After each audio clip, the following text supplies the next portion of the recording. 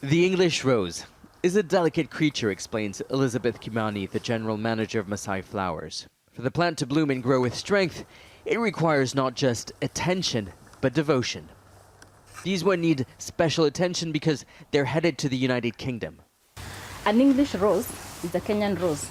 It has the right color, it has the right length, and then the rose has to open nicely in the vase because the beauty of the rose is in the opening. Britain's Prime Minister Boris Johnson is looking to expand the country's trade partners ahead of its looming exit from the European Union.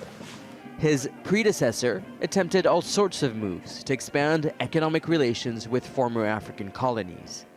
In early October, the UK signed a partnership deal with southern African nations to keep trading freely after Brexit. But that is the only deal signed so far with former colonies. While that special relationship in Kenya is worth $1 billion in trade, no agreement has been made, and Johnson doesn't appear to have made a lasting impression here. Last year, if you recall, the Foreign Secretary then, Boris Johnson, the bicycle guy. And yet, the UK is dependent on many Kenyan produce, especially tea and flowers. It's during the winter months, when it's cold and grey in the United Kingdom, that Kenyan flowers are in high demand. Now, no one really knows what the UK will look like then, whether there'll be a deal over Brexit or not. But no matter what, exporters here say the people in the United Kingdom will be in need of their flowers.